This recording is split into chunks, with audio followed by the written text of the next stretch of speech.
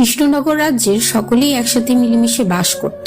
কৃষ্ণনগর রাজ্য ছিল দেখতে খুবই সুন্দর। চারপাশে পাখিরা মনে সুখে গান গাইতো আর ফুলেরা সুবাস দিত। সেই রাজ্যের রাজা ছিল খুবই দয়ালু। রাজ্যের প্রতিটি প্রজার যেন কোনো কষ্ট না হয় সেদিকে সে অত্যন্ত খেয়াল রাখত। এইভাবেই সুখে শান্তিতে রাজ্যের সকলের দিন কাটছিল। রাজ্যের পাশেই ছিল এক বিশাল বন। সেই বন পেরিয়ে লোকজনকে রাজ্য থেকে বাইরে ব্যবসা করতে যেতে হতো, আর সেই বন পার হয়ে রাজ্যে ফেরত আসতে হতো। সেই জঙ্গলের মধ্যে বাস করত এক টেকো শাকচুন্নি। একদিন গাছের ডালে বসে টেকো শাকচুন্নি চিন্তা করছে,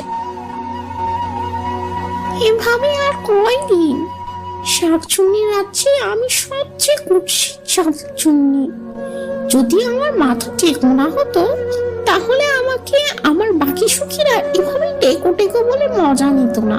কি করলে আমার মাথার চুল ফিরবে কিছুই বুঝতে পারছি না। এভাবেই টেকো শাকচুন্নি তার মাথায় চুল না থাকার জন্য খুব চিন্তা করত। একদিন টেকো শাকচুন্নি চিন্তা করে সেই রাজ্যের সবচেয়ে বড় জাদুকরের কাছে যাবে, যেন সে তার মাথার চুল আবার ফেরত পায় এবং সে শাকচুন্নি সমাজে একটা ভালো মর্যাদা পায়। এই জন্য টেকো শাকচুন্নি সেই জাদুকরের কাছে যায়। জাদুকর টেকো শাকচুন্নিকে দেখে বলে, তা কি মনে করে আমার গুহাতে এলে টেকো শাকচুন্নি?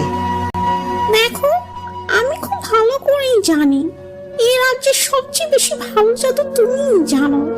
তুমি আমাকে বলো, আমি কি করলে আমার মাথার এই টাকটা ঢেকে যাবে? আমি আবার চুল ফিরে পেতে চাই। টেকো শাকচুন্নির এমন কথা শুনে জাদুকর হাসতে থাকে। সে কি গো, তুমি মরে ভূত হয়ে গেছো? এখন তোমার মাথার চুল থাকুক আর না থাকুক তাতে কি আসে যায়? কি বলছো তুমি? আমাদেরও একটা সমাজ আছে, সবাই আমাকে টেকো বলে ডাকে। আমার একদমই ভালো লাগে না।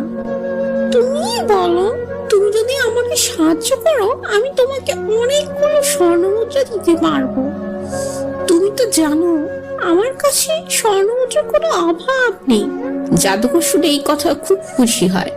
ঠিক আছে, চিন্তা করো না, আমি আজ রাতে বিভিন্ন ধরনের জাদু করে দেখব কিভাবে তোমার এই টেকো মাথা ঠিক করা যায়। অন্যদিকে রাজ্য রাজামশাই এবং রানী খুবই খুশি ছিলেন, কারণ তাদের প্রাসাদে সদ্য একটা ছোট্ট রাজকুমারীর জন্ম হয়েছিল। দেখেছো, আমাদের রাজকুমারী দেখতে কি সুন্দর, তার চুলগুলো ভারী সুন্দর, সোনালী রঙের হয়েছে। তুমি আমাদের রাজ্যের সকল মনীষীদের এবং পরিরাজ্যের সকল পরীদের দাওয়াত করো। আমি চাই আমার মেয়ের জন্ম উপলক্ষে একটা বড় আয়োজন করতে। ঠিক আছে, চিন্তা করো না, আমি 2-1 দিনের মধ্যেই পরিরাজ্যে খবর পাঠানোর ব্যবস্থা করছি। এই পূর্ণিমাতে সকল পরী এবং মহিষীরা আমাদের মেয়েদের আশীর্বাদ দিয়ে যাবেন, যেন আমাদের রাজকন্যা পূর্ণ হয়। এভাবেই রাজা তার প্রথম সন্তান রাজকন্যার জন্মের খুশিতে একটা বিরাট আয়োজনের ব্যবস্থা করতে থাকে। একদিন পর টেকো শাকচুন্নি আবারও সেই জাদুকরের গুহায় যায়। জাদুকর শাকচুন্নিকে দেখে বলে, আমি সারা রাত ধরে অনেক চিন্তা ভাবনা করে অনেক জাদু করেছি, কিন্তু কোনো জাদুতেই তোমার চুল ফেরানো সম্ভব নয়, কারণ তুমি জীবিত মানুষ নও, তুমি একজন টেকো শাকচুন্নি। এই কথা শুনে টেকো শাকচুন্নি কিছুটা মন খারাপ করে এবং সে বলে, তুমি বলছো আমার মাথায় চুল ফিরবে না? তাহলে তুমি কিসের জাদুকর হলে? তবে এখন একটা উপায় আছে। আমাদের রাজ্যে যে রাজকুমারী আছে সে হচ্ছে খুবই ক্ষমতা সম্পন্ন একজন মেয়ে। তুমি যদি তার মাথার চুল নিয়ে তোমার মাথায় লাগাতে পারো তাহলেই তোমার চুল ফিরে আসবে। এই কথা শুনে টেকো শাকচুন্নি খুব খুশি হয়। এই তো খুব ভালো কথা, আমি এক্ষুনি গিয়ে রাজকন্যার মাকে সব চুল নিয়ে নিচ্ছি। না, এখন তুমি রাজকন্যার মাথার চুল নিয়ে এলে কোনো লাভই হবে না। তুমি অপেক্ষা করো, এই পূর্ণিমার রাতে সকল জাদুকর ও সকল মহিষী পরী আসবে রাজকন্যাকে আশীর্বাদ করতে। তাকে আশীর্বাদ করার পর তার চুল আরো শক্তিশালী হয়ে যাবে, আর সেই চুল শক্তিশালী লাভ করবে। এরপর তুমি যদি তার চুল নিয়ে আসতে পারো তাহলে তুমি সব সময়ের জন্য তোমার চুল পেয়ে যাবে। এই কথা শুনে টেকো শাকচুন্নি বলে, ঠিক আছে, তোমার কথা আমার ভালো লেগেছে। আমি চিন্তা করছি এই পূর্ণিমা পর্যন্ত অপেক্ষা করব। পূর্ণিমার পর আমাকে আর কেউ টেকো বলে ডাকতে পারবে না।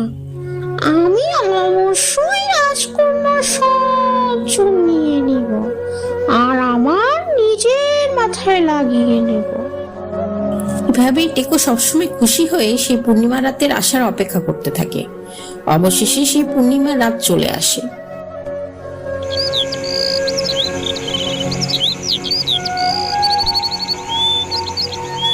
পুরো রাজ্যকে আলোকিত করা হয় এবং রাজ্যের সকাল থেকেই বিভিন্ন মনীষীরা এবং পরিরাজ্যের পরীরা আসতে শুরু করে। রাজা এবং রানী মহা খুশি তাদের মেয়েদের এই জন্মের উৎসব নিয়ে। রাজামশাই, আপনি আমার কথা রেখেছেন। আমি যেভাবে বলেছিলাম ঠিক সেভাবে আমার মেয়ের জন্মের উৎসব উদযাপন হচ্ছে। আমি খুবই খুশি। এখন পরীরা আমার মেয়েকে কি উপহার দিবে আমি সেই অপেক্ষায় আছি। তুমি চিন্তা করো না, আমাদের মেয়ে যেন ভালো হয় সেদিকে খেয়াল রেখেই পরীরা আশীর্বাদ করবে। অন্যদিকে রাজপ্রাসাদের বাইরে টেকো শাকচুন্নি গাছে গাছে ঘোরাঘুরি করছিল। আরে এই কি হচ্ছে? এই কি হচ্ছে আমার সাথে?